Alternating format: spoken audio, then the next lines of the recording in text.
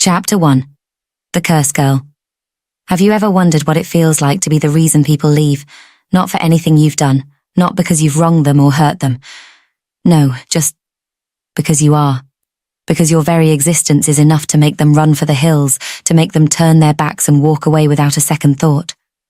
Enough to make them look at you as if you're something else, something strange, something dark, something cursed. Yeah, that's me. I wasn't always like this, though.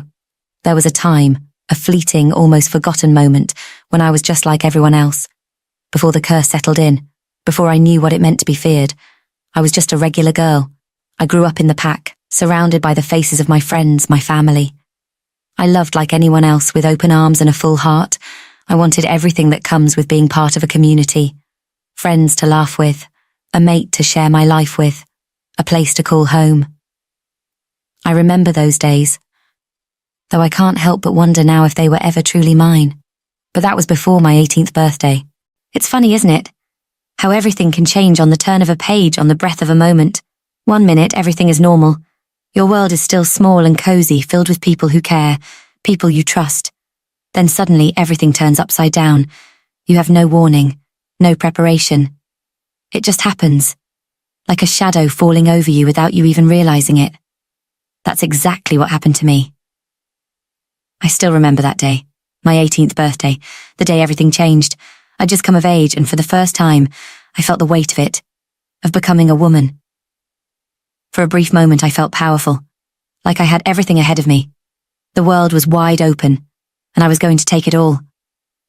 I thought it was going to be the beginning of something, maybe even finding someone who would love me for who I really was, not for what I was cursed to be. Someone who would finally see me. But no. Life doesn't work that way. It was on my 18th birthday that the curse made itself known, chose that exact day to reveal itself. It started with a touch. Simple. Innocent. I was with a boy. No, a man by then, I suppose. His name was Jace. He was the one I thought would be the one who would make me feel seen again, the one to heal the emptiness inside of me. I don't even remember how we ended up near the lake. I just know that it felt right. Like the universe had conspired to bring us together in that moment. The day was warm, the sky a soft blue, the water rippling gently at the shore. He was smiling at me, his hands brushing against mine as we walked. When he took my hand in his, my heart skipped a beat. It was a simple touch, something anyone would do. But the moment our skin connected, something happened. I can still hear his breath catch sharp and quick, like I had shocked him. His grip tightened on my hand, and then, without warning, he jerked his hand away from mine as if I had burned him. There was no pain for me, no discomfort, but for him, something twisted inside him, something dark and foreign. I watched as his face drained of colour, as his eyes went wide with fear, his hands shaking. He took a few steps back, eyes never leaving me as if I was some kind of dangerous creature. I reached for him, trying to comfort him, to apologise, but he just shook his head as if he couldn't believe what was happening. His expression wasn't one of anger. It was pure, unadulterated fear.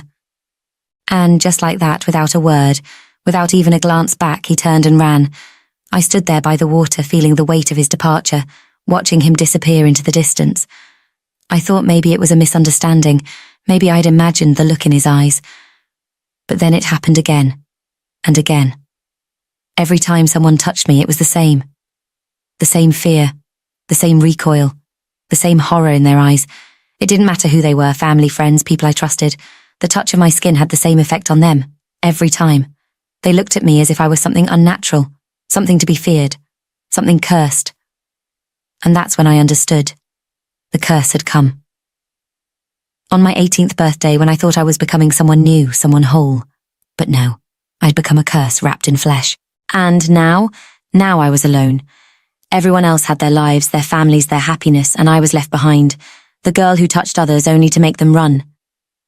The girl cursed to walk this earth with no one by her side, the girl who couldn't even walk down the street without seeing the fear in others' eyes, without hearing the whispers as I passed by.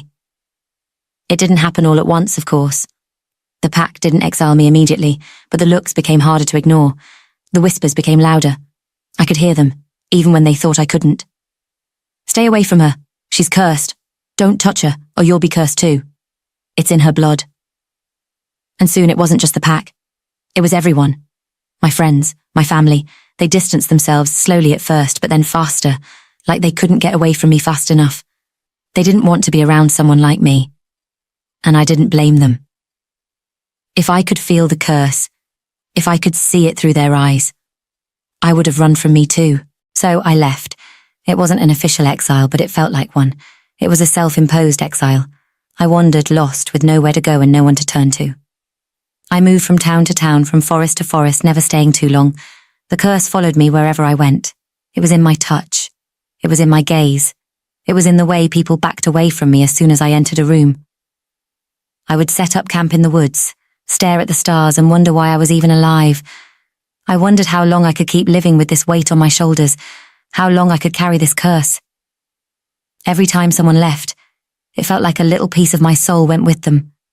It was like a slow suffocation, a quiet erosion of everything I was. I began to wonder if it would be easier to just end it all. It's a horrible thing to think, isn't it? That death might be a relief. But it's the only comfort I could find. A part of me wished the curse would take me away from this endless ache. Maybe if it took me, it would be over. The torment would stop, the loneliness would stop, but there was always a part of me, a small, stubborn part, that refused to let go, that still held onto a shred of hope. Hope that somewhere, somehow, someone could love me. Not because of the curse, not because of what I had become, but because of who I was underneath all of it. I never stopped hoping, but as time went on, I began to accept it. Maybe that love would never come. Maybe this curse was mine to bear for the rest of my life. Maybe it was the price I had to pay for being born into a world that couldn't accept me. So here I am, alone in the forest. The wind blows softly through the trees. The birds sing their songs. It's peaceful here. Almost too peaceful.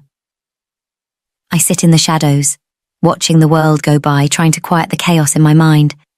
I've gotten used to this life of solitude, but it doesn't make it easier. And even though I've learned to live with the curse, the weight of it never lightens. It just becomes something I carry, like a second skin. But there's still that nagging feeling inside me, that little voice buried deep in my chest, telling me I shouldn't give up, that maybe, just maybe, and there's a chance to break free from the curse, a chance to find someone who could see beyond it. I just have to keep holding on.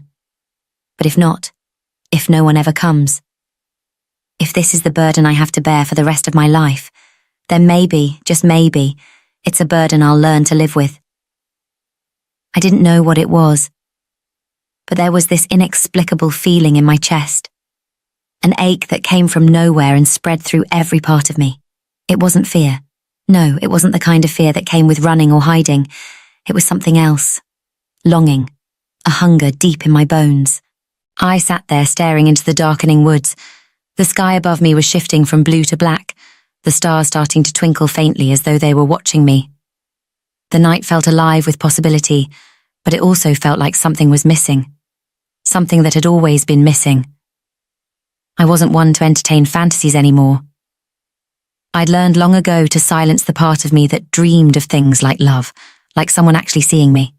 I told myself over and over that I was done, that I was better off alone. But still there was a part of me, the stubborn part that refused to let go of hope. What if? What if someone could see me? Not the curse, not the fear, but me? Would it be possible? Maybe it was a foolish hope. Maybe it was just that I had been alone for too long, but as I sat there in the fading light, I felt it. A strange sensation. Something in the air changed, like the atmosphere had shifted. It was thick, electric, as if the world itself was holding its breath. I didn't know what it was, hope, despair, maybe something in between. But I couldn't shake the feeling. It felt like waiting for something I couldn't even name. But what if? What if someone out there could love me? And for the first time in a long while, I let myself believe that it was possible. Chapter 2. A glimmer in the dark. It's funny how silence can feel so loud, how it can echo in your bones until it drowns out everything else. The quiet in the forest isn't just the absence of sound. It's the weight of all the things unsaid, the moments that never come, the memories that never fade.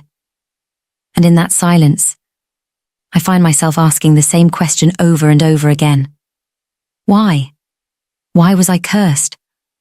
Why was I the one left to suffer this fate when all I wanted was to love and to be loved? Was it something I did? Something I didn't do? Was I born this way?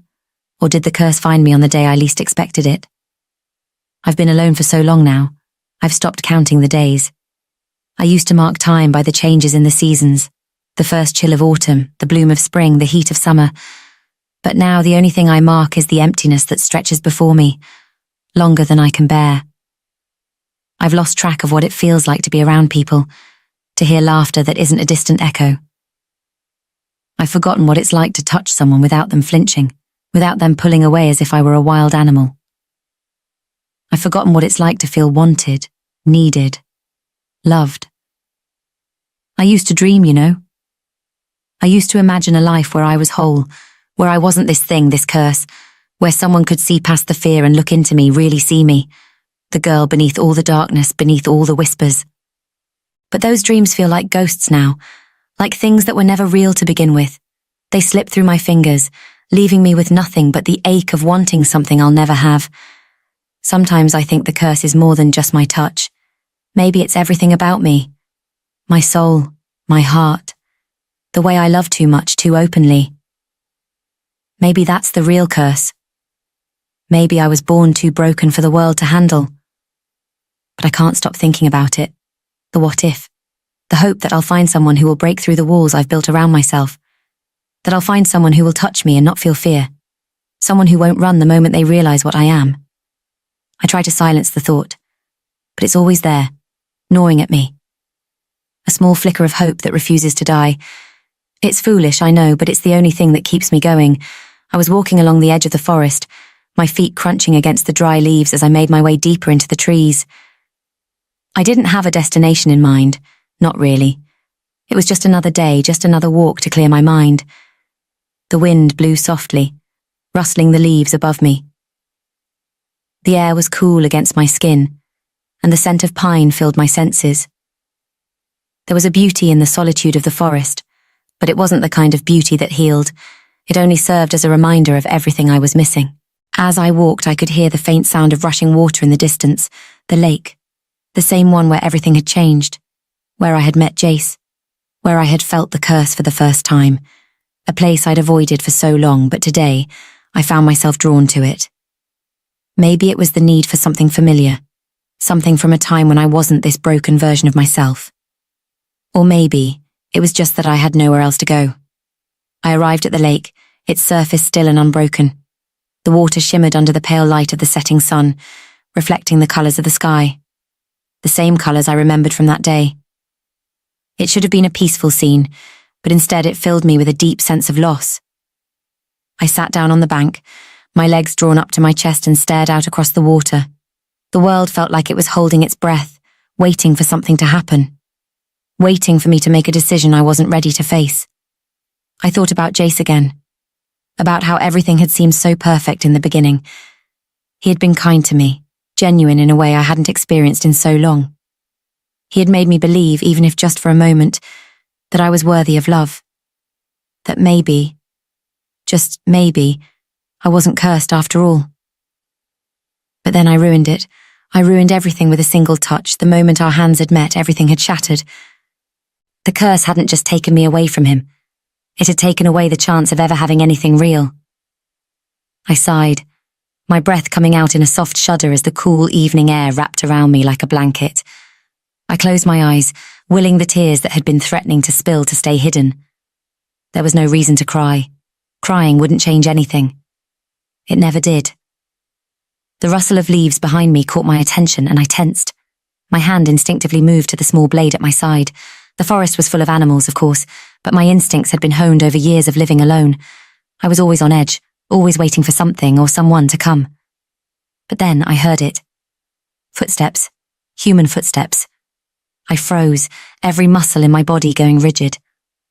No one ever came this far into the forest, not since I had left the pack. And yet here was someone, walking toward me. I stood up slowly, my eyes scanning the darkening trees. My heart was hammering in my chest. a strange mixture of fear and anticipation building within me. Who could it be? Why were they here? Was it someone from my past? Someone who knew what I was? Or was it a stranger? Someone who could finally see me for what I truly was? I strained my ears, trying to pinpoint where the footsteps were coming from. They were getting closer and I could feel my anxiety rising. Chapter 3. The Visitor. The air around me seemed to thicken as the stranger stood there, watching me with eyes that seemed to pierce through the dark. His presence was unsettling, but there was something about him, something that didn't quite feel like danger. No, it was something else. Something familiar, almost like recognition. I took a hesitant step back, my eyes never leaving his. "Who are you?"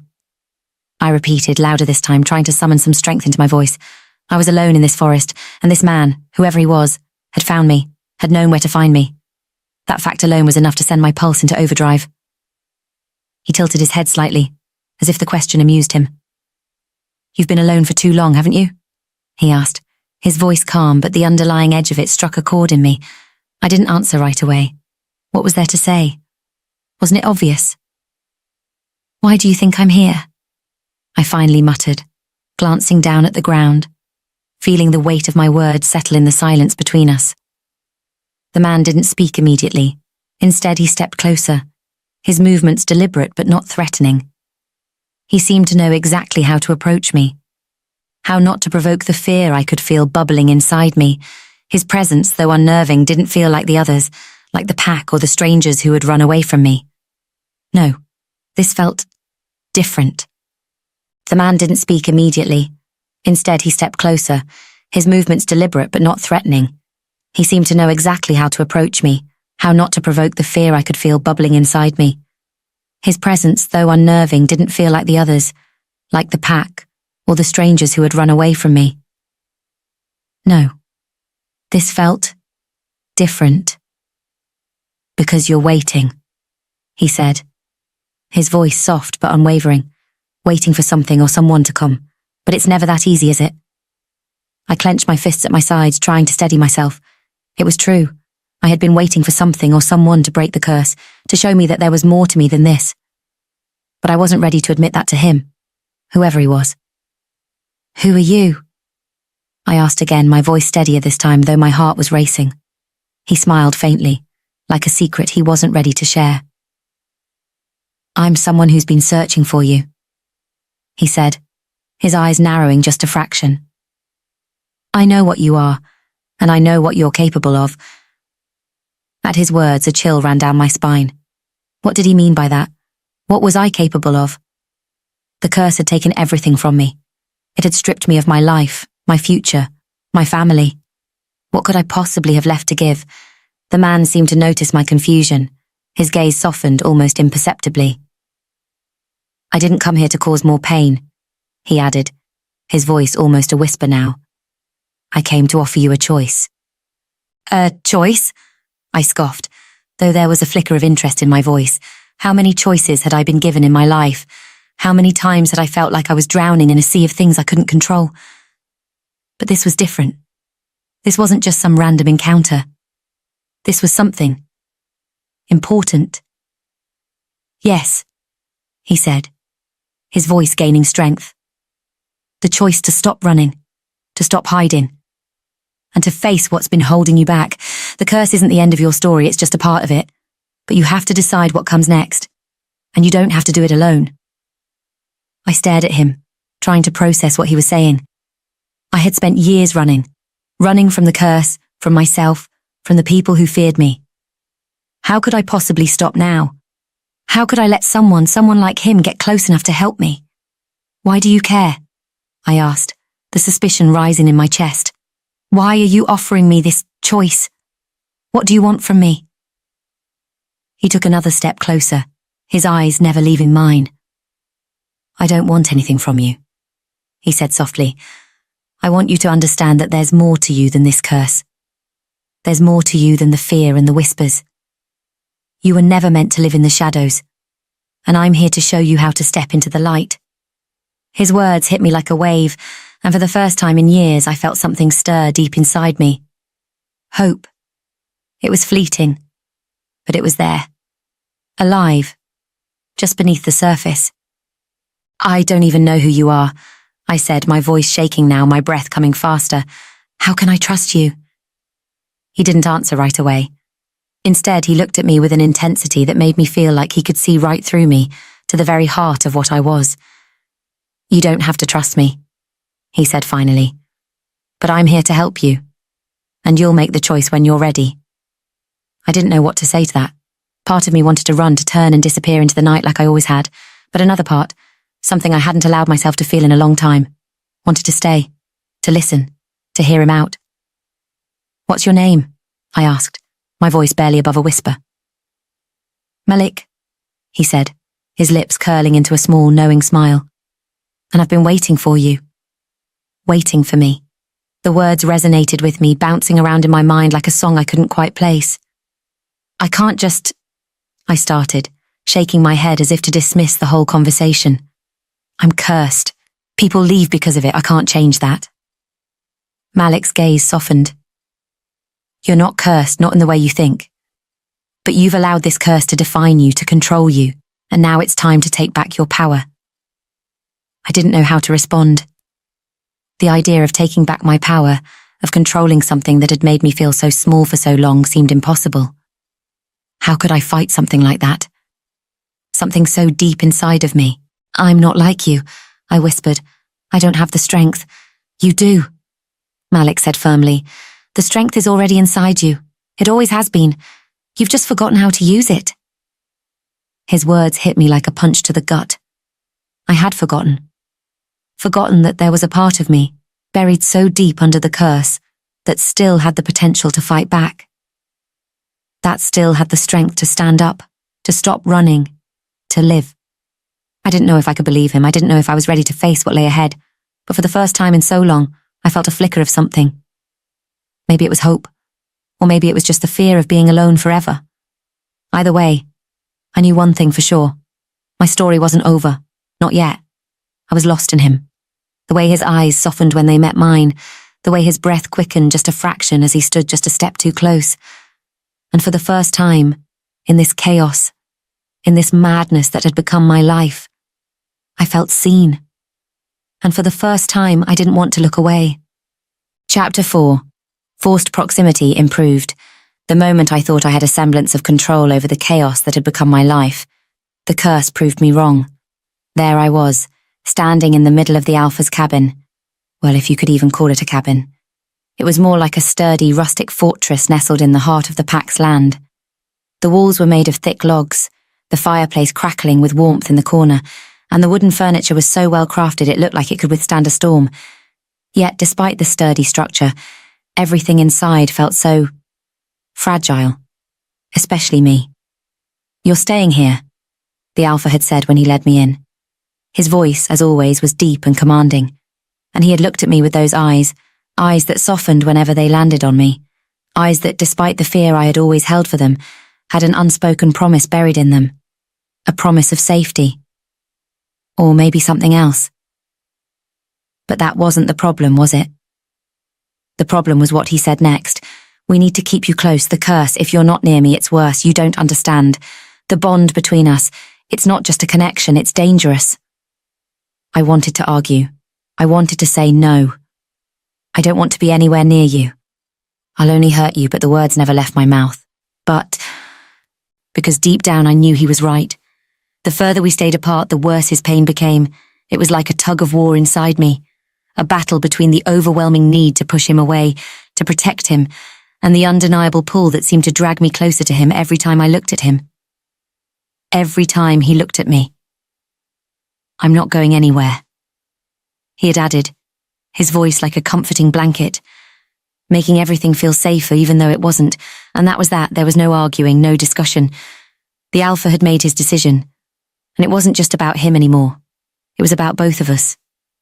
But just as quickly as my heart started to pound, guilt settled back in.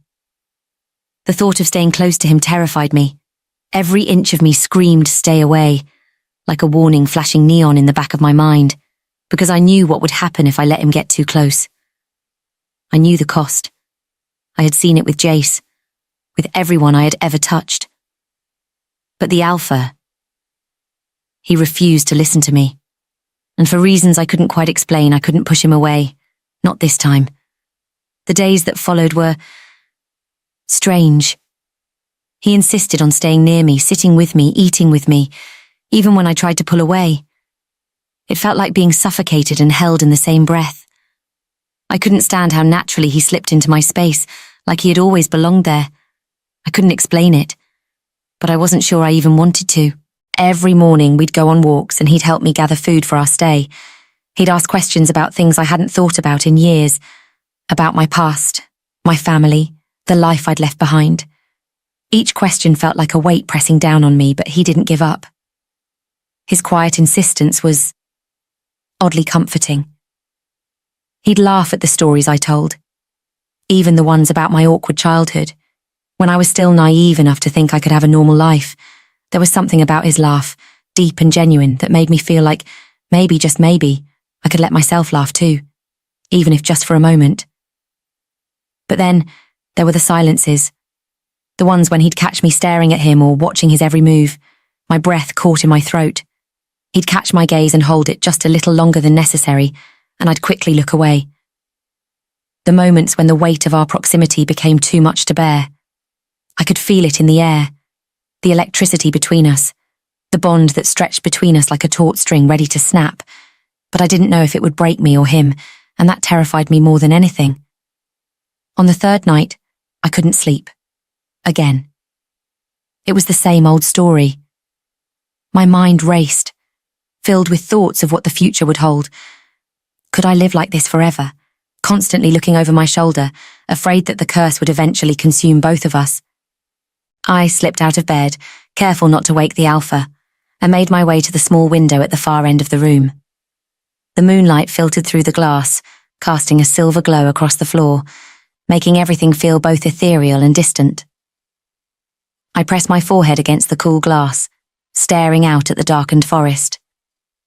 The night was alive, filled with the sounds of nocturnal creatures and the rustle of leaves in the wind. I could smell the scent of pine in the air, the sharp tang of the earth mixed with the faintest trace of the Alpha's presence in the room. I wasn't sure how long I'd been standing there, lost in thought, when I felt it, the unmistakable weight of his gaze on me. I stiffened immediately, every muscle in my body tensing. How long had he been watching me? I wasn't sure I even wanted to know. I turned slowly and there he was, leaning against the doorframe, his arms crossed over his chest.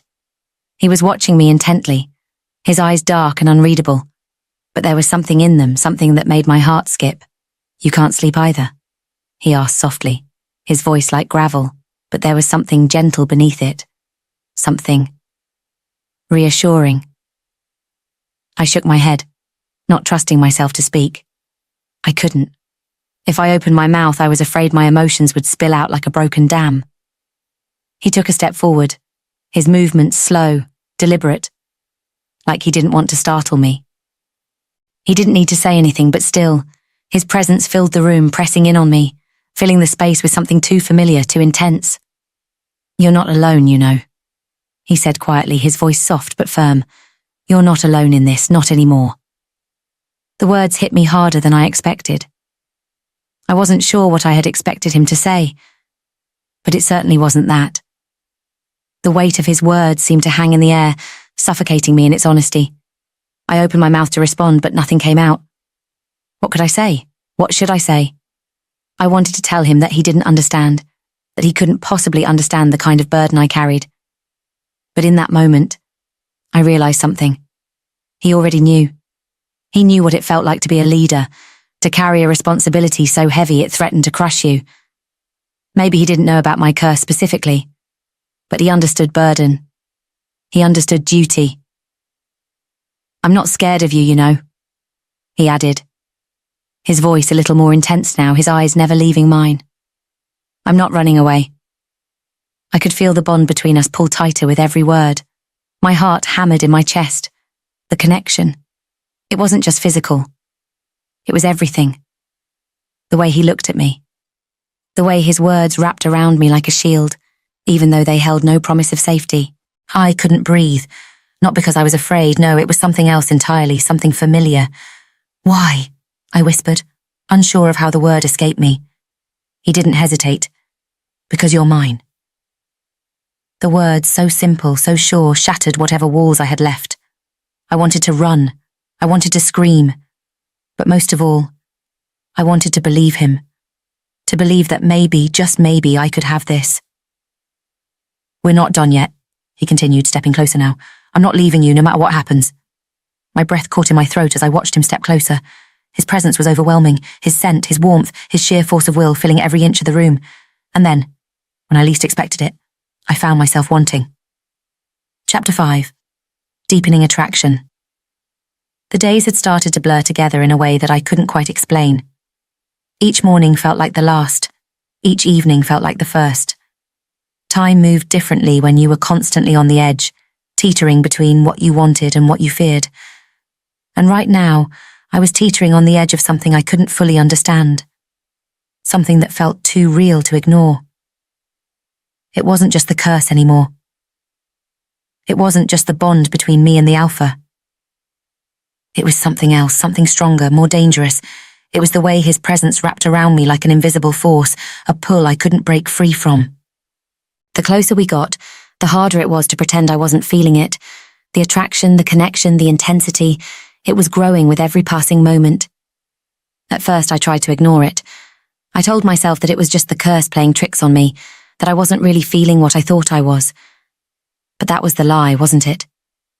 The truth was staring me in the face, and I couldn't pretend anymore. The Alpha, Nathaniel. He wasn't just my protector. He wasn't just some fated mate I was supposed to avoid for my own safety. He was everything, and that was the problem. There were moments, tiny fleeting moments when I would catch him looking at me from across the room or across the field when we went out to gather supplies. His eyes, those dark, intense eyes, would be on me, studying me in a way that made me feel like he could see into my soul. I tried to look away, try to hide from the weight of his gaze, but every time I did, I felt like I was falling deeper. It wasn't just his gaze, though. It was his presence. The way he would stand next to me, close enough that I could feel the heat radiating from his body, close enough that I could smell his scent. Earthy and strong, mixed with something that was purely him. My body would react to him in ways I couldn't control, and every time I felt like I was losing myself. But the curse was always there, lurking in the background, reminding me that I couldn't have this. I couldn't have him. I couldn't be close to him. If I did, it would destroy him. I hated that feeling. I hated how helpless it made me, and yet I couldn't stop the pull. I couldn't stop the way my heart raced whenever he was near, or the way my body reacted when his hand brushed against mine. One evening, as we sat around the campfire just outside the cabin, I found myself staring at him again. The firelight danced across his face, casting shadows that made his features look even more chiseled, more intense. The flickering light made his eyes seem deeper, more mysterious. I felt my breath catch in my throat. I can't keep doing this, I said suddenly, my voice more strained than I intended. I can't keep being this close to you. It's not just the curse, it's everything. You. He looked at me, his expression unreadable, before he finally spoke, his voice low and steady. What do you mean, everything? I knew what I meant, but I wasn't sure I could say it. It was all tangled up inside me, the fear, the desire, the need. And in that moment, with him looking at me like that, I wasn't sure I could handle it. I forced myself to look away, my eyes dropping to the ground.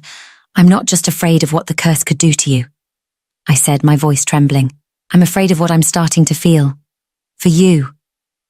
There it was, the truth. The truth I had been avoiding for so long, the words I'd been too scared to say out loud. But now that I had said them, I felt exposed, vulnerable, weak. I was laying my heart out on the line, knowing full well that it might be the very thing that would get both of us killed. He was silent for a moment. Too silent. And then, without warning, he reached out and touched my cheek. His fingers were warm, steady, and as soon as they made contact, I felt the familiar jolt of the curse run through me. But it wasn't the same. This time, it wasn't painful. It was something else. Something deeper. He didn't pull away. Neither did I. I don't want to be afraid anymore, he said softly, his voice barely above a whisper. I don't want to live in fear of this bond, of this curse. I don't care what happens. I just want you. I gasped. The words hit me like a physical blow, and for a moment I couldn't breathe. I just want you. Those words echoed in my mind over and over, and I couldn't escape them.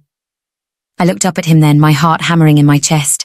His eyes were locked on mine, a look of intensity and sincerity that made my stomach flutter. The bond between us felt stronger than ever, like a thread pulling us closer with every passing second. I could feel him reaching for me, and I knew he could feel the same. But even as the desire between us grew, I couldn't ignore the fear that surged inside me, the fear that this us wouldn't just hurt him, it would destroy him. I'm not the same as you, I said, my voice barely audible. I'm not something you can just... I couldn't finish the sentence, because the truth was, I wanted it. I wanted him. I know, he said, his voice softer now, more understanding. But I don't care. Before I could protest, he leaned in, closing the distance between us in a way that made my heart race. His lips brushed against my forehead just once, softly, and when he pulled back, there was that same intensity in his eyes. You're mine, he whispered. The words sent a shiver down my spine, and for a moment I almost believed him. I almost believed that this us could work, but the truth was I was terrified. Terrified of the bond, terrified of the curse, and most of all terrified of him. Because the closer we got, the more I knew I was going to hurt him. The more I knew he was going to leave me, either because of the curse or because I was too much for him. The night grew darker, and the crackle of the fire filled the silence between us. I sat there, unable to move, unable to speak, as the weight of what we had just shared settled in. My heart was pounding so loudly I could hear it in my ears, and then, before I could even process it, his lips were on mine. It was a kiss. Soft, tentative at first, but quickly the pressure increased. The bond between us pulsed with an undeniable heat. His mouth moved against mine with a kind of urgency that left me breathless, like he couldn't get close enough, like he couldn't hold on to me hard enough. My body responded without thought, without warning. The fear, the pain, the guilt. They all melted away as his hands cupped my face, pulling me closer, making me forget everything but him. It was everything, it was too much, and yet I couldn't stop myself. I didn't want to stop. But as I kissed him, I felt it. The curse. The bond between us surging to life once more. Stronger. More dangerous. And for the first time in my life, I didn't care. Chapter 6. The relationship rejection. The pack was restless, that much was clear. The Alpha's decision to keep me by his side, despite the curse, despite the dangers, had already caused tension, but now the entire pack was beginning to question it. Whispers were growing louder in the corners of the camp, passing between the elders, the warriors, even the children, who had learned to fear the consequences of what they didn't understand. It was the way the Alpha moved that day, though, the way he stood a little taller, walked a little more assuredly. He had made up his mind, and I knew what was coming. I had felt it in his presence all morning. He was going to claim me. I tried to tell myself I was ready for this. After all, it had been building for weeks, his insistence, his words, his touch. We had spent days, hours, even long nights together, forming a bond that had deepened despite my every attempt to push him away. But today was different. Today it will be official. And I couldn't let it happen. It was impossible to ignore the gravity of the moment. As the sun reached its peak, the pack gathered around the central fire, their faces grim. The elders stood at the front, their eyes sharp, calculating. And there he was, Nathaniel the Alpha, standing proudly before the pack, his posture exuding an air of command that had always been a part of him. But today, there was something else, something softer, hopeful. It was impossible to ignore the gravity of the moment. As the sun reached its peak, the pack gathered around the central fire, their faces grim. The elders stood at the front, their eyes sharp, calculating. And there he was, Nathaniel the Alpha, standing proudly before the pack, his posture exuding an air of command that had always been a part of him. But today there was something else. Something softer. Hopeful. It was too much. My heart pounded in my chest, but this time it wasn't from desire or fear of the curse. This was fear of something I had never truly allowed myself to feel, the thought of losing him. Not to the curse, not to some unknown force, but to the pack, to everyone who didn't understand. I couldn't let him make me his mate. Not like this, not in front of them, not with the curse still looming over our heads, threatening to tear us apart. FL! Nathaniel called out, his voice carrying across the crowd. He stepped forward, his eyes locked on mine. The moment his gaze met mine, something in me wavered. His presence was all-consuming. I could feel his energy, his pull, the bond between us so strong it was suffocating. But I knew what had to be done. He was giving me the chance to make this real, to solidify our place among the pack. But there was no place for me here, not like this, not as the one who would bring destruction, who would tear apart everything they held dear. I had to stop this. I swallowed hard and tried to steady myself. As he approached me, I took a step back, my heart clenching with each inch of distance I put between us. The Alpha's expression faltered for a brief moment, confusion flashing in his eyes, but he didn't stop. FL, please, he said, his voice more gentle now, almost pleading. This is where we belong. Together, we can make this work. I want you. His words were a dagger, and I could feel the pressure building in my chest. How could he want me? How could anyone want someone who was cursed, who could bring nothing but pain? No, I whispered, barely audible over the rising murmur of the pack. I wasn't sure if he heard me at first, or if he simply didn't want to believe it. But then, I saw the truth register on his face. He had heard me. I couldn't breathe. The words were stuck in my throat, but I forced them out. I'm not what you think I am, Nathaniel. My voice cracked, betraying my resolve. I'm a danger to you, to everyone around you. If you claim me, you claim the curse, and that will destroy you. It will destroy everything. The words felt like a weight falling from my chest, but they left behind a hollow space, a sense of emptiness that swallowed everything. My heart hurt, aching for him, aching for myself. The truth was that I wanted him more than anything, but I couldn't let that desire destroy him. Nathaniel looked at me, and for a brief second there was a flicker of something, pain, understanding, but most of all determination. His jaw clenched as if he were fighting against himself, against what I had said. I won't let the curse define us, he said, his voice low and resolute. I won't let it take you from me. I felt his words in every part of me, his strength, his resolve, and yet it wasn't enough. Not now. I shook my head, my hands trembling at my sides. You don't understand. If you keep me here, you'll lose everything. The pack will turn on you. They already question your judgment. They'll see me as a threat. The crowd was silent, watching with bated breath. The tension in the air was palpable, thick and suffocating, as if everything was hanging in the balance. I could see the doubt in their eyes. The pack was already questioning him. They were already unsure of his leadership, unsure of his choices. They knew the curse was real. They could feel it. And they didn't understand. Nathaniel's eyes darkened, the intensity of his gaze shifting from the pack to me. I don't care what they think. I choose you. And I always will. But his words only seemed to amplify the tension in the air. The murmurs grew louder, and the unease in the pack shifted into something heavier, something darker. The beta stepped forward, his face twisted in anger, his eyes flashing with frustration.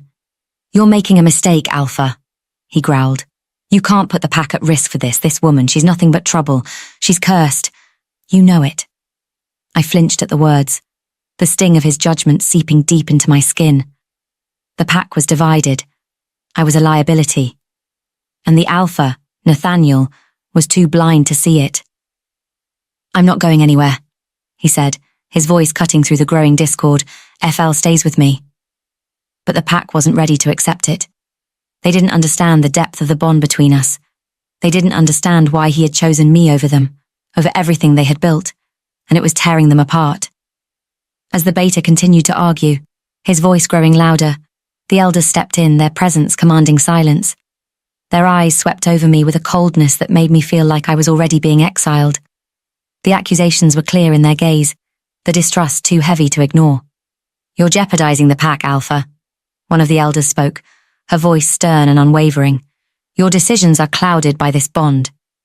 You can't let your personal feelings endanger the safety of the pack. I turned away from them, not wanting to hear anymore. My heart ached with the weight of their rejection. They weren't wrong, not really. This wasn't about love anymore. It was about survival. It was about the pack, and I was nothing but a liability. Nathaniel, though, refused to look at them.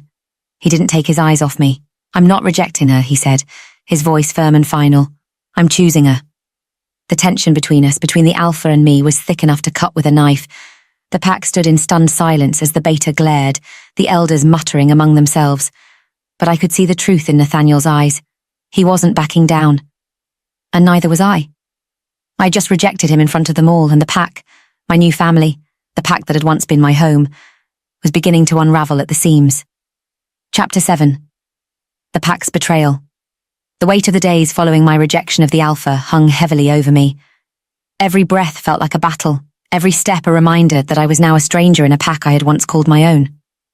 There was no comfort here anymore, not in the familiar faces that once welcomed me, not in the home I had tried to rebuild in the forest. I was the outsider now, the threat, the thing that could destroy everything Nathaniel had worked for, everything the pack had built. The alpha's decision to keep me by his side hadn't just caused a ripple. It had created a storm. The beta, the elder wolves, the warriors who had once followed Nathaniel's every command, they were all watching, waiting for him to make a choice. But the choice he was facing wasn't easy. He had already chosen me. But the pack wasn't ready to accept me. The tension in the air was palpable, thickening with each passing day. The walls around us, around our bond, were closing in. Whispers turned into accusations, doubts turned into resentment, and slowly I could feel the very foundation of Nathaniel's leadership beginning to crumble. He wasn't blind. He could feel it too. I saw it in the way he moved now, the way he avoided eye contact with the elders, the way he spoke with more authority than ever before, but his words were no longer enough. There was no denying it. The pack was splintering. It happened the next evening, as we sat around the fire, the crackling flames offering little comfort against the icy air that had settled over us. I had gotten used to the looks by now, the wary glances, the hushed whispers. But what I couldn't get used to was the fear in their eyes every time they looked at me. They were afraid of me, of what I might do to them, to Nathaniel. But they had no idea what I was truly afraid of. I had spent days trying to find a way to leave without causing more chaos, without pulling Nathaniel down further. But every time I tried to distance myself, he would find a way to pull me back. And every time I allowed myself to fall a little deeper into the bond, my fear grew. I was terrified of what I could do to him, to the pack, to everyone I cared about. The pack wasn't the only thing under strain. I could feel the bond between Nathaniel and me becoming more intense, more consuming with each passing day. Every glance, every touch, every word he spoke to me felt like it was pulling us closer to something I wasn't ready for. Something I didn't want. But there was no escaping it. Not anymore. That night, as the fire flickered, I heard the unmistakable sound of boots crunching against the gravel. I looked up, my heart skipping a beat, and saw the beta and a few of the pack's warriors approaching us. The alpha's eyes immediately narrowed, his jaw tightening. He had seen them too. The beta's gaze was cold as he stopped in front of us, his arms crossed tightly over his chest. The other warriors flanked him, their faces grim, their eyes full of suspicion. Nathaniel didn't stand up, didn't even flinch. Instead, he looked at the beta, his expression unreadable. "What is it?" Nathaniel asked, his voice calm but with an edge I hadn't heard before. The beta's gaze flickered to me before he turned back to the alpha. "We need to talk," he said, his tone firm, clipped, about her. Nathaniel didn't speak for a moment. The air seemed to freeze between us, her. It wasn't my name he used, not anymore. I was a thing, an object, a threat. The weight of the word hit me harder than I expected, and I felt a familiar ache in my chest. But I didn't have the luxury of retreating into the safety of my thoughts. The beta was looking at Nathaniel now, waiting for a response. "We've already talked about this," Nathaniel replied, his voice quiet but resolute. "She stays, she's not going anywhere."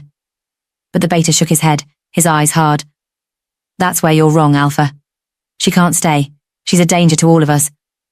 The tension in the air thickened. I could feel every word like a blow, each one striking at the fragile walls of my resolve. The pack, my own pack, was turning on me. The Alpha might have chosen me, but the pack was starting to see me for what I was. The danger. The curse. The beta continued, his words sharp, cold. You're blinded by something, Alpha. Maybe it's the bond. Maybe it's your heart, but it's clouding your judgment. If we keep her here, it's not just our lives at risk. It's yours. I could see the anger building in Nathaniel's eyes. I could feel the shift in his posture, the way his muscles tensed, the way his gaze hardened. But he didn't speak immediately. Instead, he took a step forward, his voice low but forceful. No one is leaving, Nathaniel said, his words like a command. But even as he said it, I could see the cracks forming in his resolve. His voice trembled just slightly, just enough to give away the hesitation that had started to take root in him. You can't protect her. The beta spat, his words venomous. You think she's the answer to everything. She's the reason we'll all fall. She's the reason your leadership is already in question. The words stung, each one cutting deeper than the last. They weren't just talking about me. They were talking about him too. The Alpha, Nathaniel, his judgment, his choices. The pack didn't trust him anymore. I could feel it. The pack was turning against him, turning against us. And I had no idea how to fix it. I looked at Nathaniel then, and for the first time since I'd met him, I saw doubt in his eyes. Just a flicker. But it was enough to make my chest tighten. He wasn't sure anymore. He wasn't sure if his decision was the right one. And with every passing second, it felt like the space between us was growing wider, even as our bond pulled us together. I won't let you exile her, Nathaniel said, his voice a low growl now, filled with raw emotion. But his gaze shifted to the pack behind the beta, and I saw the uncertainty in his eyes. He was wavering, and that terrified me. The beta stood firm, unyielding. Then you leave us no choice, he said, his voice like ice. If you won't make the right decision, we'll make it for you. The Alpha's eyes darkened, his fists clenching at his sides, but he didn't move. He was torn between his duty to the pack and his feelings for me. Torn between what was right for them and what he felt was right for us. The pack had already begun to question him, and I couldn't shake the feeling that they might just be right. Chapter 8. The Kiss of Death. It had been days since the confrontation with the pack, and the tension in the air was unbearable. Every moment felt like an eternity. The weight of the unspoken words, the things we both feared but couldn't say. The pack was fractured. Our bond was pulling us further apart and yet at the same time drawing us closer. It was suffocating. I could feel it. The desire between us, the undeniable connection that grew with every stolen glance, every shared breath. Nathaniel, the Alpha. He was everywhere in everything I did, everything I felt. It wasn't just his presence that consumed me. It was the force of him. The way his body seemed to fill the space around us. How every word he spoke resonated with me like a distant echo. How every touch seemed to burn into my skin. And despite everything, despite the curse, despite the fear, despite the mounting pressure from the pack, I couldn't escape it. I thought about it all the time. The bond, the curse, the love I had never wanted, but somehow, in the deepest corners of my heart, had always longed for. I had tried to stay away, tried to tell myself it wasn't real, that we couldn't be together, that love would destroy us. But the truth was, every time he was near, every time his eyes met mine, I could feel something stir within me. The fear was there. Always there, threatening to swallow me whole. But there was something else too, something that was hard to ignore, the pull. It happened one night under the cover of darkness, when the forest was still and the only sound was the rustling of leaves in the wind. The moon hung high above us, casting a silver glow over everything, making the world feel quiet, almost magical. Nathaniel and I had been walking together, again the unspoken tension between us growing heavier with each step. We didn't speak much. There were no more words to say. Not after everything. Not after the rejection, the doubts, the fears that had built up between us. But still we walked side by side, the weight of the world resting on my shoulders, but his presence somehow keeping the worst at bay. I could feel the bond between us humming in the air, an invisible thread that connected us, even as it pulled us apart. "Fell," he said, breaking the silence, his voice softer than I'd ever heard it before. I looked at him, my heart racing in my chest. He was standing just a little too close, his breath warm against my skin. I couldn't breathe. not because of the proximity, but because the intensity between us was suffocating. "I can't stop thinking about you," he admitted, his voice low, almost a whisper. His words hit me like a shock to the system, and I froze. My pulse quickened, my chest tight. How was he doing this? How could he say things like that when I knew it was killing him? Killing us? I opened my mouth to say something, to tell him to stop, to remind him that this, whatever it was, could never work. But my voice failed me. And before I knew what was happening, before I could even process it, he was closer. He cupped my face in his hands, his touch sending a jolt of electricity through me. My heart was hammering in my chest, my breath shallow. I wanted to pull away. I knew I should pull away. But I couldn't. Not when he was this close, not when the bond between us was too strong, too consuming. "I've wanted this since the moment I saw you," he said, his voice steady but filled with emotion. "I'm not afraid anymore. I won't let the curse keep us apart." My heart broke in that moment, because I knew what the consequences would be if I let him touch me, if I let him kiss me. But I couldn't deny it anymore. I couldn't keep fighting it. I leaned in. I closed my eyes, and then the world shattered. His lips pressed against mine, soft at first, tentative. But as soon as the contact was made, something inside me snapped. The world seemed to tilt on its axis, the bond between us roaring to life with an intensity I wasn't prepared for. My pulse surged. I could feel the curse, the magic of it, igniting in my veins, threatening to consume both of us. And then, just as quickly, it became something darker. The pain. It hit us both at once, like a wave crashing over us, suffocating and powerful. The bond between us twisted, snapping violently as the curse reacted. My body screamed, every nerve on fire. I could feel it inside of him, feel it burning him alive, feel his strength faltering under the weight of it. He pulled away first, gasping, his hands dropping from my face, his body shaking. But it was too late. The curse had already taken hold. I staggered back, horrified. Nathaniel collapsed to his knees, his face twisted in pain, his eyes wide with terror. His body trembled as if he were being torn apart from the inside out. I tried to reach for him, tried to pull him back to me. But the curse was stronger than I was. It was like a flood, drowning us both, suffocating us in its wake. "Nathaniel!" I cried, my voice cracking, panic rising in my chest as I dropped to my knees beside him. His breath came in ragged gasps, each one a struggle. His body convulsed, his hands clutching at his chest as if trying to hold himself together. I couldn't watch this. I couldn't bear it. "Please," I whispered, my voice shaking. "Please don't leave me. I'm so sorry. I didn't mean for this to happen. Please, Nathaniel." But he didn't respond. His eyes were wide, unfocused, and I could feel his life slipping away. I had done this. The curse had always been a threat, something I had always feared, but now it was real. Now it was killing him, and there was nothing I could do to stop it. My love for him had become a weapon, something that had shattered both of us. I was suffocating. The fear, the guilt, the devastation, they all rushed in, flooding my mind, drowning my heart. Had I really killed him? As I held him in my arms, trembling and afraid, the world around us seemed to fade away. My heart was in my throat, my body shaking with fear and regret.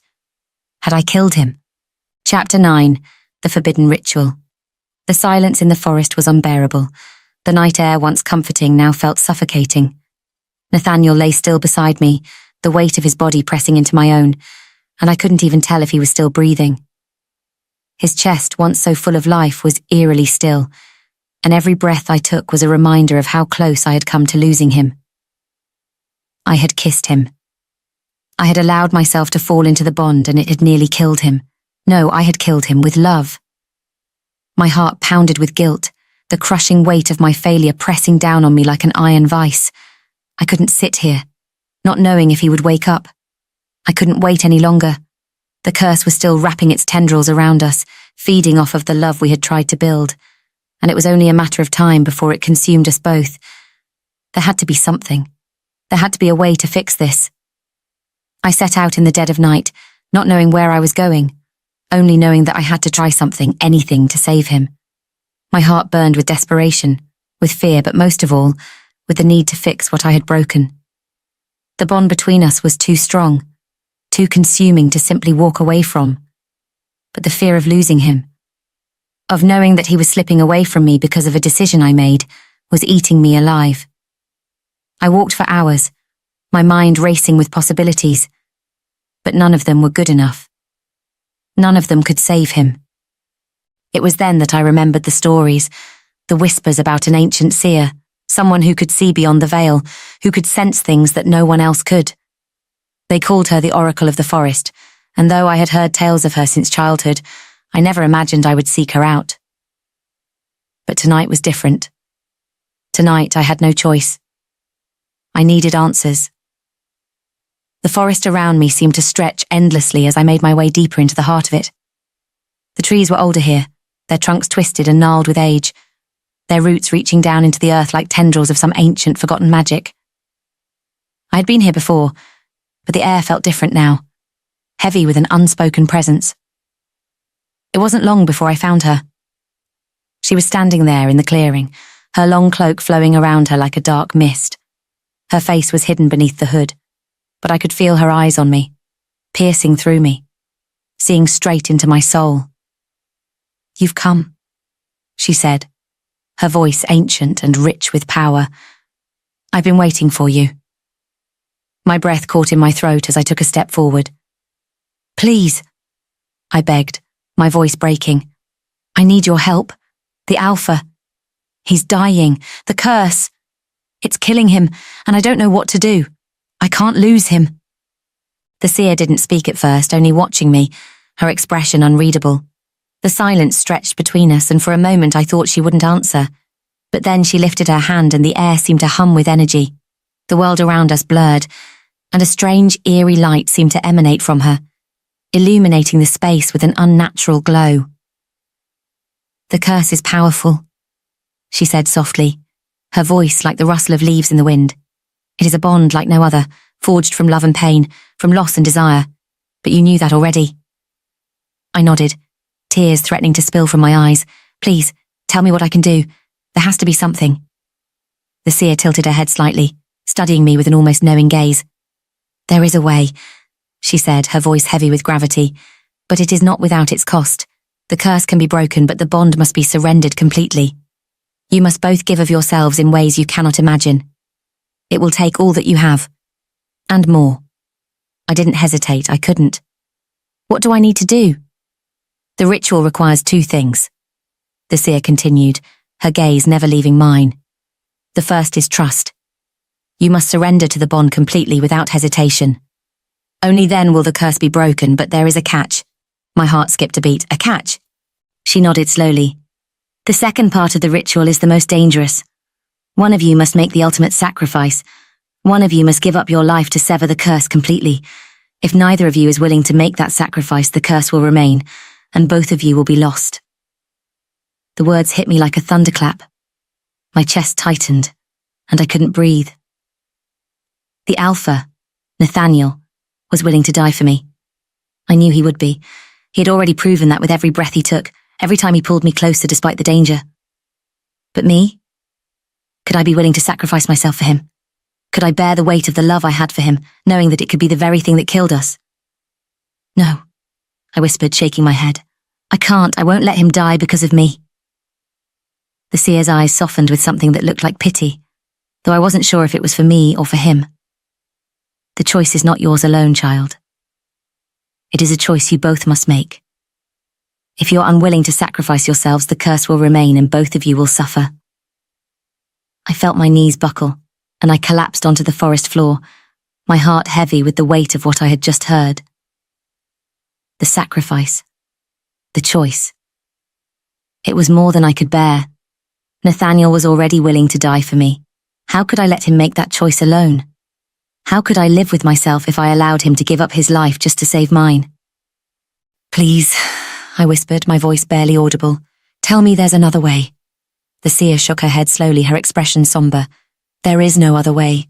The bond is too strong, the curse demands its price, and that price must be paid." I could feel the weight of her words pressing down on me, suffocating me with the reality of the choice that awaited us. I didn't want to believe it. I didn't want to accept that the man I loved, the man I had already almost lost once, could die because of me. And yet, as I stared at the seer, I knew that the decision wasn't mine alone to make. It was ours. Would I be able to let Nathaniel sacrifice himself for me? Or would I give up my own life to save him? The answer felt like it was slipping through my fingers, just out of reach. Chapter 10. The Vulnerable Reconciliation. The forest felt endless, like it could swallow me whole if I let it. The same woods that had once offered comfort now seemed to mock me with their quiet beauty. The towering trees stretched toward the sky, their branches like skeletal fingers reaching for the stars.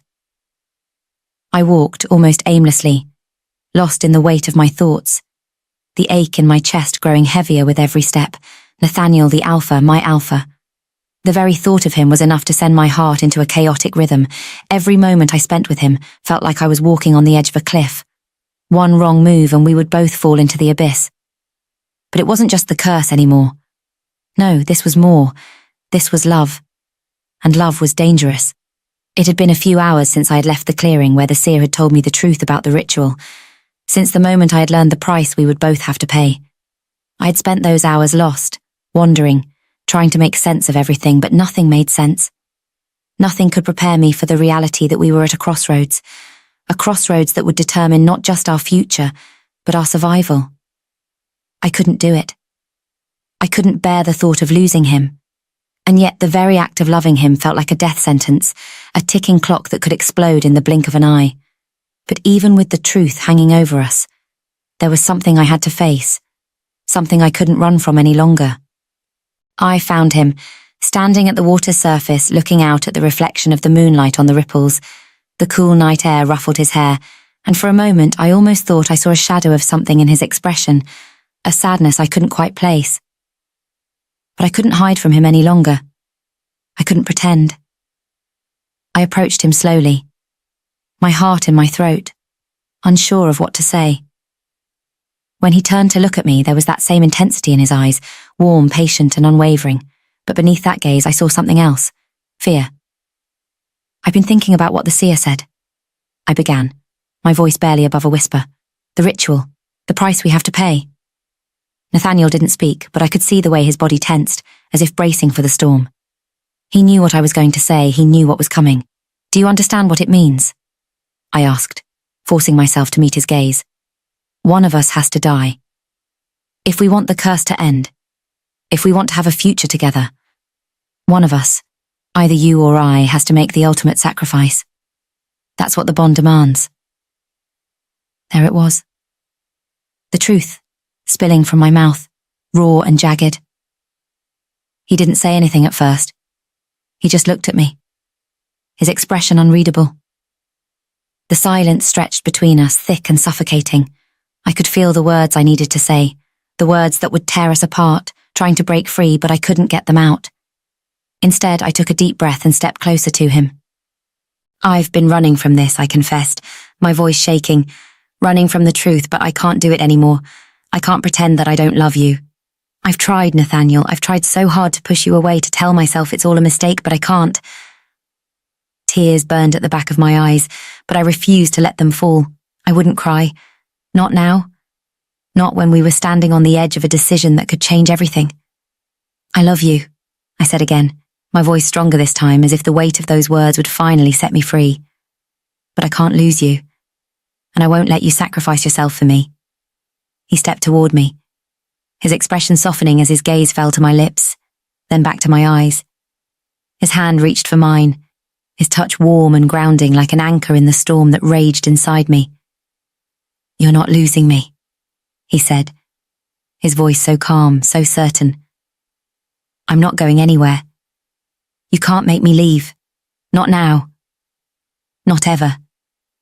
I shook my head, trying to pull away, but his grip on my hand tightened, pulling me closer. His other hand brushed the tears from my cheek, and the tenderness in his touch shattered something inside me. I can't, I whispered, my voice trembling. You don't understand. If we do this, if we let the curse break us, someone has to die. I can't live with that. I can't be the reason you... Stop. His voice was firm, but there was a softness to it that made my heart ache. I'm not going to let you push me away. Not again. I took a step back, my chest tight with emotion, but Nathaniel followed, closing the distance between us like he always did. You can't make this decision for me, Florida, he said, his voice low, almost pleading. I've already made mine. His words hung in the air, a declaration I wasn't ready to hear. I stared at him, my heart racing. You're not making this choice alone, he continued, his voice steady but filled with emotion. I know the risks, I know the consequences, but if it's you, Florida, I'll make the sacrifice. I'll do whatever it takes. You are everything to me. And there it was. The final admission. The one thing I'd been too afraid to admit to myself, let alone to him. The love between us was undeniable. The bond, the curse, it didn't matter anymore. We were already bound by something far stronger than any curse. I reached out and took his hand, my fingers trembling. Not from fear, but from the intensity of what we had just shared. I love you, I whispered, my voice thick with emotion. But I can't. You don't have to say it, he interrupted gently, his thumb brushing across my knuckles. You've already shown me, and that's enough for me. We stood there in silence, the weight of his words settling between us. There were no more barriers, no more walls to hide behind. We had already crossed that line, but the reality of what we were facing hit me like a ton of bricks. The choice was before us. One of us had to die. It was inevitable, and I couldn't make that choice.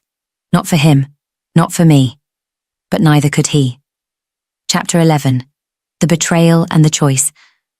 The tension in the air was thick, like the sky before a storm. The wind howled through the trees, its cold breath carrying with it the promise of something far darker. Something I couldn't escape. I could feel the weight of it, like the world was closing in on us, pushing us further into a corner we couldn't get out of. The Alpha had made his choice. He had chosen me. But it was a decision that was starting to unravel everything. The pack had already begun to question him. His loyalty to me, his refusal to let me go, had fractured the bond they once had with him. They had tolerated his leadership, admired it even, but now they saw me as a threat, a liability, and the beta, ever the pragmatic wolf, had seen the cracks before anyone else. He had waited for this moment, waited for the Alpha to falter. And today, his patience ran out. It started with whispers. I had felt it, had seen it, when the beta began to speak to the elders more frequently, when the warriors moved in subtle ways as though they were preparing for something. The tension was unmistakable, and still Nathaniel didn't seem to notice it, or perhaps he simply refused to. He was too focused on me, too focused on keeping me safe, to see that the wolves in his pack had begun to turn. I watched as the beta and a few other warriors gathered at the far end of the clearing, their heads bent low, their voices hushed. The air between them crackled with aggression. Something was about to happen. But Nathaniel remained by my side, his presence unwavering, like he couldn't bear to leave me for even a moment. He had become my protector, my anchor, and I had become his. They're plotting against you, I said softly, my voice barely audible above the wind. Nathaniel stiffened, his eyes flicking to the group, but he didn't say anything. He couldn't. He didn't want to believe it. But the truth was in the air. The pack was no longer his, not in the way it used to be. I won't let them do this, he said, his voice firm, though there was a trace of uncertainty beneath it. I won't let them take you from me. And then it happened. The beta approached, his eyes cold and his stance aggressive. The other warriors flanked him, ready to act. Nathaniel stepped in front of me instinctively, his body acting as a shield between me and the pack that was slowly turning on him. The beta stopped just a few feet away, his eyes flicking between Nathaniel and me before speaking in a low growl. This has gone on long enough, Alpha, he said, his voice sharp, filled with contempt. Your decisions are weakening us. You've let this thing between you and her cloud your judgment. You've allowed her to poison the pack's trust. It's time to end this before it destroys us all. Nathaniel's jaw clenched, his muscles rippling with the tension of the moment. His stance was defensive, but there was a flicker of doubt in his eyes. Could he kill his own pack? Could he really fight against those he had once led, the wolves who had followed him loyally? But the beta wasn't done. You've chosen her over your pack, he said, his voice growing more forceful, more threatening. And now we must choose. If you won't give her up, then we'll force you to make a choice, your loyalty to us or your bond with her. A wave of cold swept over me, and I took a step back, the gravity of the situation sinking in. The Alpha, Nathaniel, was caught between two worlds, two lives, and neither seemed to be willing to let him go. He was trapped, and in that moment I realized that no matter how strong the bond between us was, it was never going to be enough to save us from this. The pack had turned on him. On us. The beta's words were like a match to dry tinder. The entire camp seemed to shift with the suddenness of it. The warriors moved into position, their eyes narrowed with suspicion, with anger. There was no going back now. I will not choose between you and them, Nathaniel said, his voice a low rumble, but there was no conviction in his words.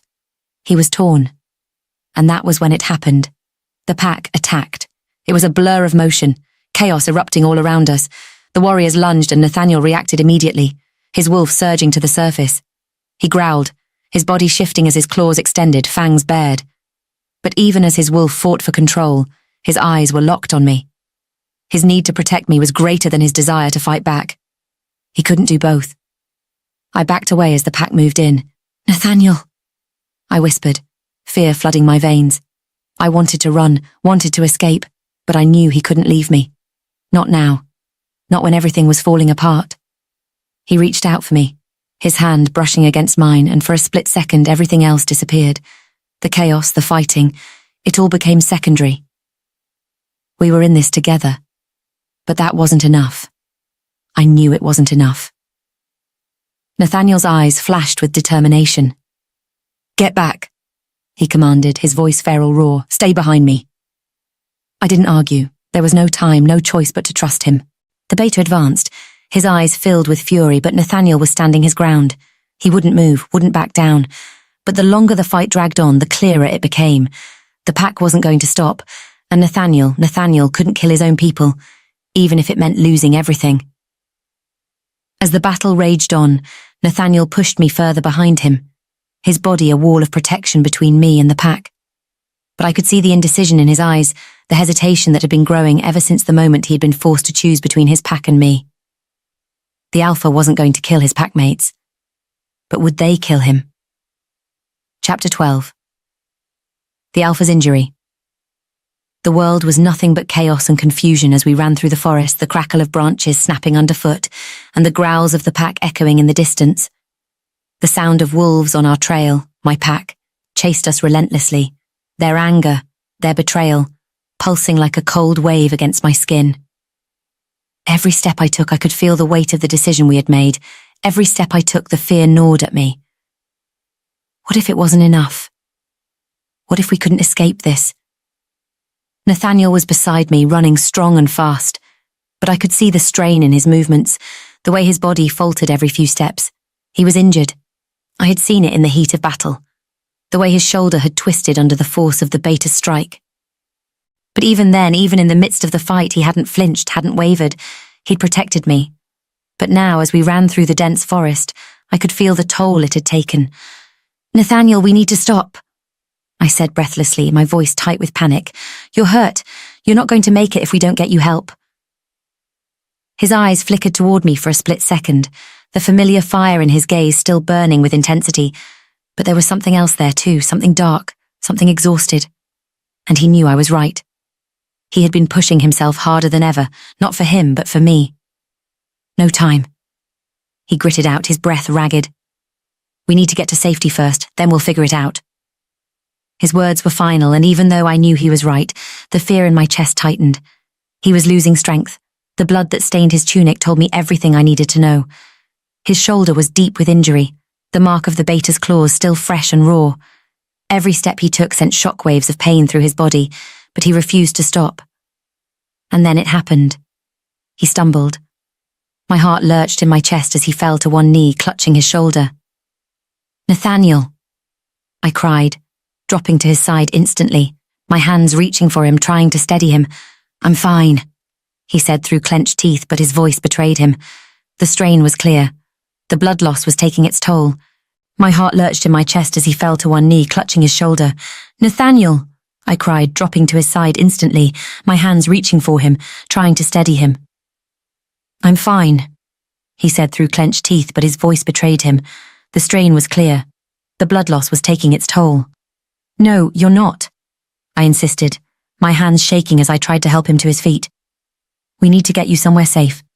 Let me help you." For the first time, his gaze softened as he looked at me. The weight of everything, his duty, his love for me, the curse, weighed heavy in his eyes. "You don't have to do this," he murmured, voice hoarse. "You've already risked enough." I could feel my heart break for him, the guilt and love coursing through me like a fire I couldn't put out. "I'm not leaving you, Nathaniel. Not like this, I can't." He didn't argue. He couldn't. The pack was getting closer, and every minute we spent here was a risk. But I wouldn't leave him behind. I refused to. I helped him up again, and together we moved deeper into the forest, finding an abandoned cave where I could tend to his wounds. It wasn't much of a refuge, but it would have to do for now. The cave was small, its entrance barely large enough for both of us to fit, but it provided a small amount of shelter from the danger lurking just beyond the trees. Hours passed, and I had managed to patch up his wound the best I could. I'd never had formal training, but my hands were steady, my mind focused solely on him, on making sure he would survive this. Nathaniel sat against the cave wall, his breathing heavy but more controlled now, his eyes flicking to me every so often, always soft, always filled with something I couldn't name. His shoulder was wrapped in what I could fashion into a makeshift bandage, but I could see the pain lingering in his eyes. He was still struggling, but he wasn't complaining. Nathaniel never complained. I sat beside him, my legs tucked beneath me, my fingers tracing the edges of the cloth I'd wrapped around him. The silence between us was heavy, but there was something more in the air. It was the bond between us, still strong, still pulling us together, even in the midst of this madness. He shifted, his body leaning slightly toward me, his breath warm on my skin. "You've done enough," he said softly, his voice a hushed whisper in the dark. "You should rest." "I'm fine," I whispered back, my heart swelling with emotion I couldn't contain. "I'm just worried about you. I'm not going anywhere." I looked up at him then, my eyes meeting his in the flickering firelight. There was that familiar warmth there, but also something else, something that made my heart ache with the truth of it. "I don't know how to let you go," I said, the words escaping me before I could stop them. It was the truth. It was the core of everything I had been trying to ignore. The fear, the pain, the weight of the love I felt for him. It was all too much, and yet I couldn't let him go. Not now. Not when we were so close, when the bond between us had become so undeniable. His gaze softened, and he reached for my hand, taking it gently in his fingers warm against my cold skin. "You don't have to let me go," he murmured. "Not ever. Not again." And for the first time since the curse had taken hold, I felt something in my chest release. A breath I hadn't realized I'd been holding escaped my lips, and I closed my eyes, letting his words settle over me like a balm. I didn't know what the future held for us, didn't know if we could survive what was coming. But in that moment, I knew that no matter what happened, I wouldn't be alone. The night passed in a haze of whispered words, moments of quiet connection and the ever-present fear that we were running out of time. Nathaniel rested beside me, his body too still, his breath too shallow for my comfort.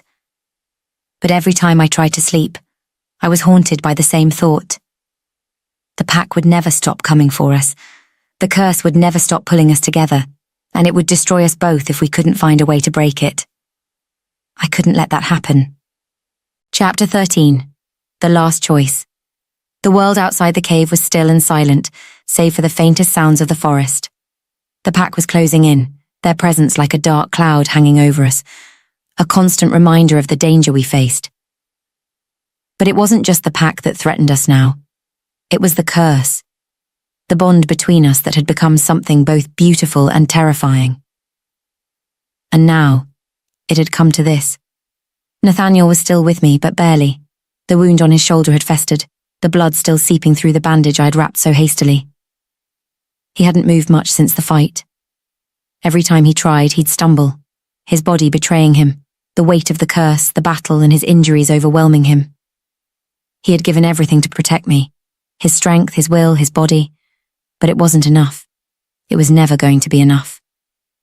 I could feel the tension building between us. The weight of the decision we both had to make hung heavy in the air, a tangible thing that seemed to push us further apart, even as the bond pulled us closer.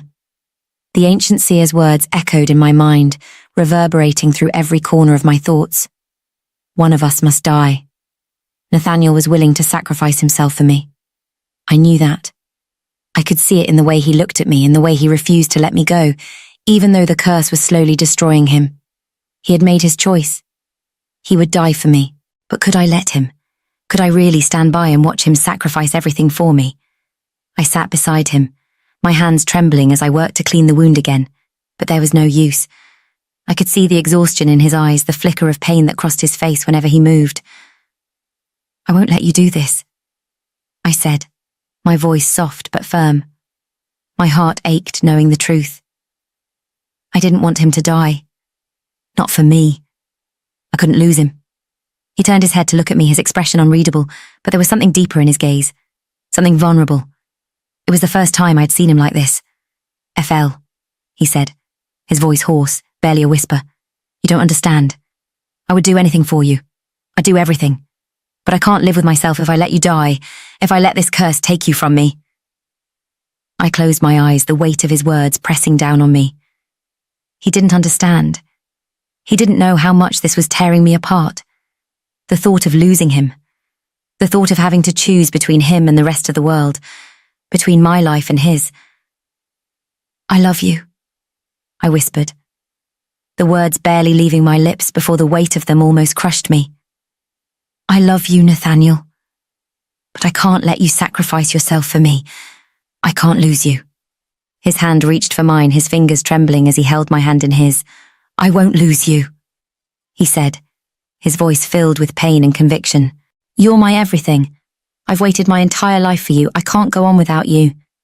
Tears welled in my eyes as I looked at him, my heart breaking with the weight of the love we shared. I knew he meant it. I knew that he would die for me without a second thought. But could I let him? Could I really let him give up his life for me? I swallowed hard, my voice faltering as I tried to speak. I'm not strong enough to let you go. Nathaniel's thumb brushed across the back of my hand, his touch soft and comforting, despite the pain radiating through him. You're stronger than you think. We'll face this together. I shook my head, my chest tight with emotion. We're running out of time. I can't keep watching you suffer. If it's my life or yours, Nathaniel, I'll choose you. I'll choose you every time. He reached for my face, his hand cupping my cheek with a tenderness that made my heart ache even more. You don't have to choose. We don't have to make that decision. I'm not going anywhere. Not now. Not ever. His words were comforting, but the fear in my chest still gnawed at me. The clock was ticking. The curse was pulling us both closer to the edge, and I wasn't sure how much longer we could keep fighting it. The moment stretched, hanging in the balance like the edge of a blade, and then without warning, Nathaniel's body went rigid. His breath hitched, and I could see the pain flash across his face like a storm. He gasped, his hand gripping mine tightly as his body trembled. Nathaniel! I cried, panic rising in my chest as I tried to support him, but he was too heavy. His body felt like it was on fire, his muscles seizing up as if the curse had reached its final phase. I can't hold on, he gasped, his voice barely audible, his strength waning. His face was pale, his eyes flickering as if he were fading. I can't. No, I shouted, desperate, shaking him gently but firmly. Stay with me, please, Nathaniel. You can't leave me. But his body was slipping away and I couldn't do anything to stop it. The weight of his head in my lap, the slow rise and fall of his chest, told me everything I needed to know. He was dying. I'm sorry, he whispered, his voice barely a breath. His fingers weakly brushed against my cheek, his touch fading. I never wanted you to suffer. I pressed my lips to his forehead, feeling the heat of his skin against mine, the tremble of his body. My tears fell, but I didn't know if I was crying for him, for me, or for the world that would never let us be. I love you, I whispered through my tears. I love you more than anything. And then for a moment everything went still. The world around us disappeared, and all I could focus on was the sound of his breath, shallow and uneven. Nathaniel's body went limp in my arms, his head falling to my shoulder, his breath stilling completely. My heart stopped. Had I lost him? Chapter 14. The final test. The silence was all-consuming. I could still feel the faintest traces of Nathaniel's breath against me, the warmth of his body that once radiated with life now fading into coldness. My hands trembled as I gently cradled his face, the smoothness of his skin still warm, but the pulse of his heart had stopped. He was gone. My heart shattered as I stared at him, the realization sinking deeper with each passing second. The man I loved, the man who had fought against everything to protect me, the man who had been willing to give up his life for me, was no longer here. I had failed him. I closed my eyes, my own tears blurring my vision as I whispered into the silence of the cave. I'm sorry. I'm so sorry, Nathaniel. I should have let you go. I should have let you save yourself.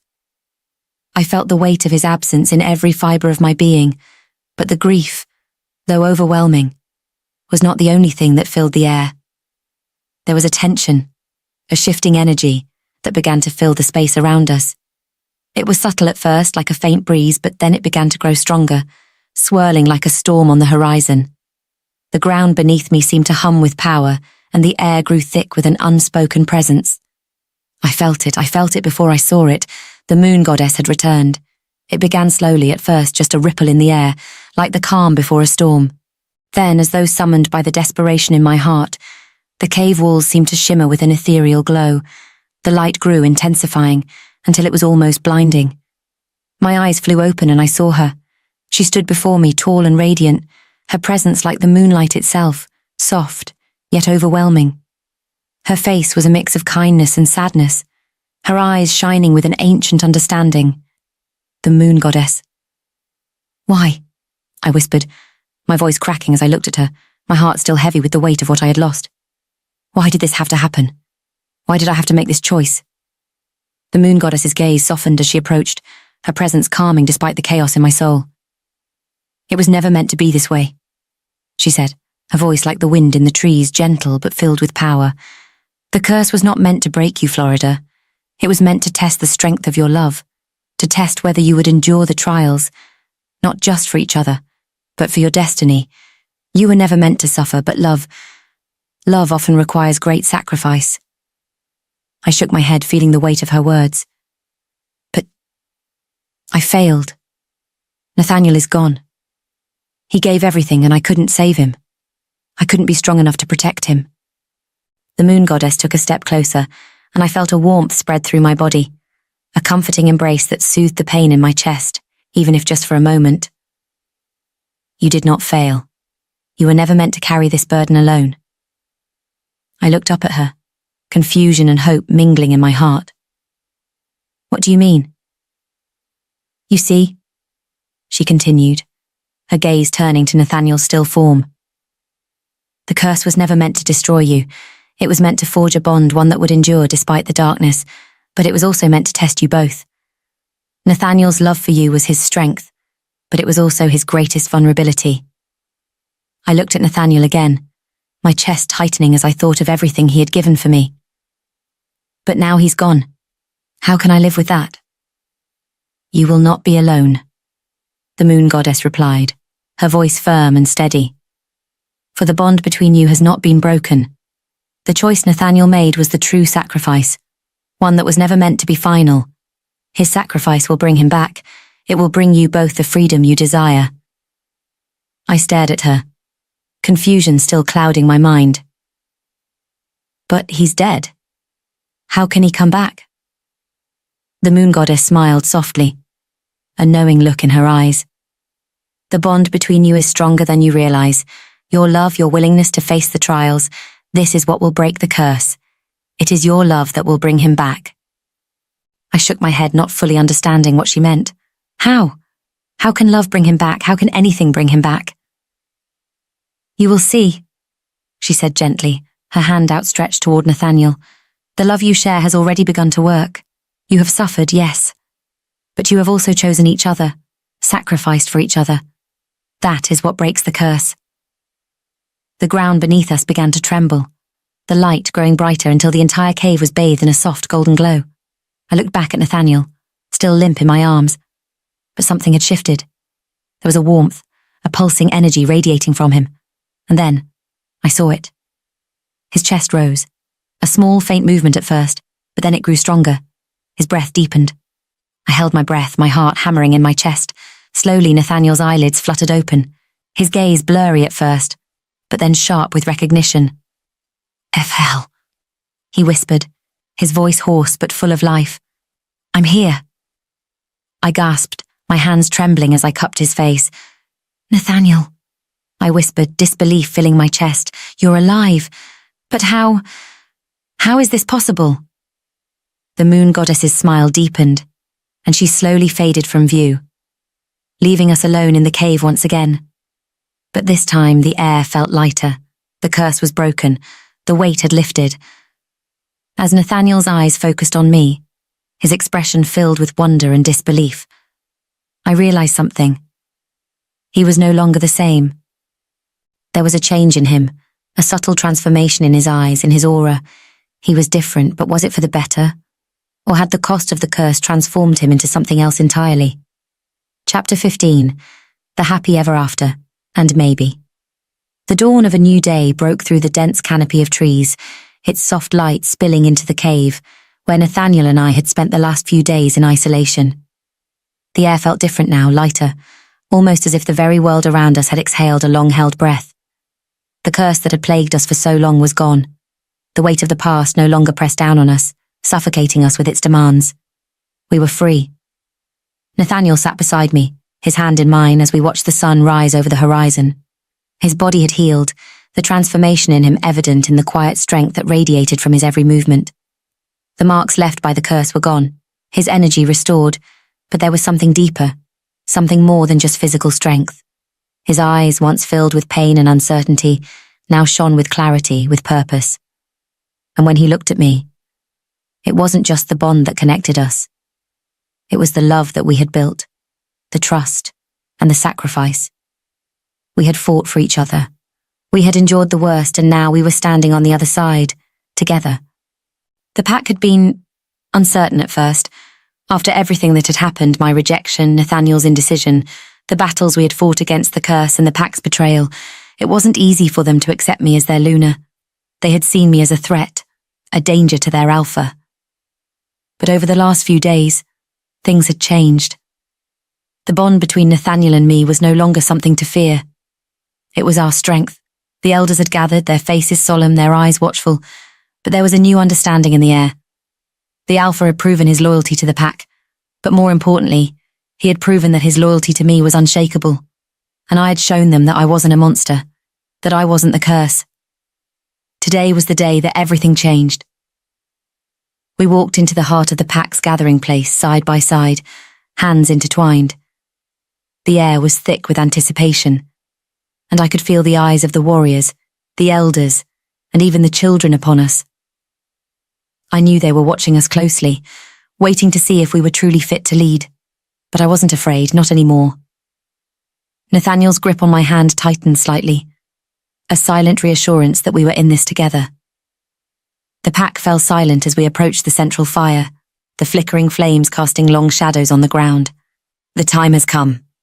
Nathaniel's voice rang out firm and clear, to finally put the past behind us, to forge a new future for the pack, a future where we are stronger together, united in love, in purpose. I stand here before you, not as your alpha, but as a partner, with her, with FL. The murmurs began, soft at first, then louder as the pack began to understand. It wasn't just his declaration. It was mine too. This was our future, our shared destiny. FL has proven herself, Nathaniel continued, his gaze unwavering, fixed on me. Not just to me, but to all of us. She has endured the trials of the curse, the betrayal and the pain. She is my Luna, my equal. She will lead with me, and together, we will shape the pack into something greater. I could feel my chest swell with pride, my heart pounding in my chest as his words settled into the hearts of those who had once doubted me. I wasn't just a stranger anymore. I was part of their future, I was a part of this pack, their Luna. And in that moment, something changed in the air. The tension, the mistrust, slowly began to melt away. The warriors, the elders, they all looked at me differently now. There was respect in their eyes, understanding. They could see it. See us. One by one, the elders stepped forward. The Beta, who had once led the charge against me, approached, his head bowed. He looked at Nathaniel first, then at me, his eyes full of something I hadn't expected. Acceptance. You have earned your place, he said quietly, his voice rough but sincere. And so has she. The rest of the pack followed suit, each of them offering their respect, their approval, and with that the final barrier was broken. I was no longer an outsider. I was part of their family, part of their future. The ceremony was simple yet profound. Nathaniel and I stood before the pack, bound not just by the bond we shared, but by the shared understanding that this was the beginning of something new. Something stronger. The curse was gone, the pack was united, and we, Nathaniel and I, stood together as rulers, not just of the pack, but of our own destiny. I will always be by your side, Nathaniel whispered as we stood there hand in hand, the weight of the moment settling into my bones. Forever. And I knew in that moment that we were unstoppable. As the pack celebrated, their voices rising in unison around us, I felt a sense of peace I hadn't known in so long. I wasn't alone anymore. We weren't alone anymore. We had each other. And together, we could face anything. The future was wide open before us. No longer burdened by the curse, no longer shackled by fear. We were free to build a life, a future together. This was just the beginning. Nathaniel and I faced the future, side by side, stronger than ever. And no matter what came our way, we would face it together. Because our love, our bond was unbreakable, and as the moon rose high above the pack, lighting the path ahead, I knew that our story, our journey, was only just beginning.